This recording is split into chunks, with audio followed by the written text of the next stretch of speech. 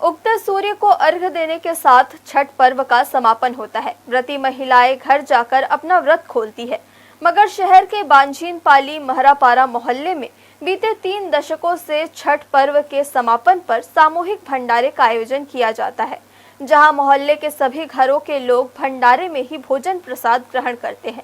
इसके अलावा दूसरे मोहल्ले से भी लोग आकर छठी माई के भंडारे का प्रसाद ग्रहण करते हैं। इस सामूहिक आयोजन के दौरान बच्चों से लेकर बड़ी उम्र तक के मोहल्ले वासियों की भूमिका अहम रहती है। लोक परंपरा से उपजे छठ महापर्व के अंतिम दिन की सुबह उगते सूर्य को अर्घ्य देने के बाद महिलाएं घर लौटकर अपने परिवार के बीच व्रत खोलती है। मगर शहर के जूटमिल क्षेत्र में गोगा मंदिर के सामने बांझिन पाली महारापारा मोहल्ले में बीते तकरीबन 3 दशकों से छठ के समापन अवसर पर सामूहिक भंडारे का आयोजन किया जाता है। इस साल भी शुक्रवार की दोपहर से यहां छठी माई के भंडारे का आयोजन किया गया। इस आयोजन में पूरे मोहल्ले की सामूहिक सहभागिता रहती है। भंडारे के दौरान शहर के कई गणमान्य लोग शरीक हुए।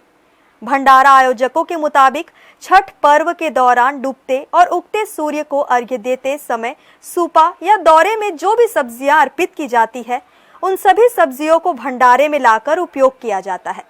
छठ के भंडारे के दौरान मोहल्ले के घरों के सभी सदस्य भंडारे में ही आकर भोजन प्रसाद ग्रहण करते हैं।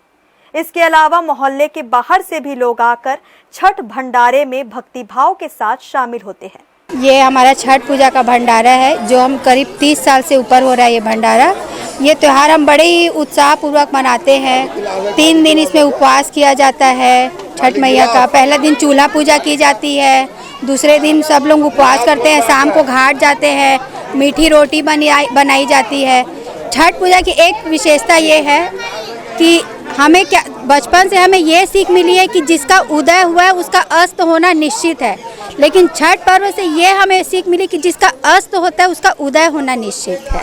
ये हमारे द्वारा छठ पूजा पिछले 30 साल से ज़्यादा हो गया है, मनाया जा रहा है। पूरे आस्था के साथ में बनाया जाता है। छठ पूजा के 3 दिन का जो रहता है हमारा पर्व, उसको विधिवत निभाते हुए तो आज सूर्यदेव को अर्घ्य देने के बाद में यहाँ भंडारा किया जाता है। और ये भव्य रूप से पहले 30 साल पहले छोटे रूप में भंडारा होता था, धीरे धीरे करते हुए माता रानी के आशीर्वाद से आज ये बहुत बड़ा भव्य रूप ले चुका है भंडारा।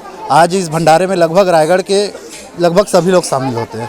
शुक्रवार की दोपहर 1 बजे के बाद से शुरू हुआ छठ का भंडारा शाम तक जारी रहा, जिसमें बड़ी तादाद में लोगों ने शामिल होकर भंडारे का भोजन प्रसाद तो ग्रहण किया ही, भंडारे में अपनी सेवाएं भी दी। छठ पर्व के समापन पर बीते 3 दशकों से भंडारे का आयोजन बांझिन पाली महरापारा मोहल्ले की परंपरा बन चुका है, जिसे अब दूसरी पीढ़ी भी पूरी जिम्मेदारी के साथ निभा रही है। भंडारे में युवा, बच्चे और महिलाओं ने पूरे उत्साह के साथ भरपूर सेवा दी। यही वजह है कि सबके सहयोग से हर साल छठी माई का भंडारा पूरी गरिमा के साथ संपन्न होता है। इस साल के भंडारे में भी सामूहिक सहभागिता का ऐसा ही नजारा देखने को मिला। हर्ष न्यूज के लिए देवेश देवांगन की रिपोर्ट।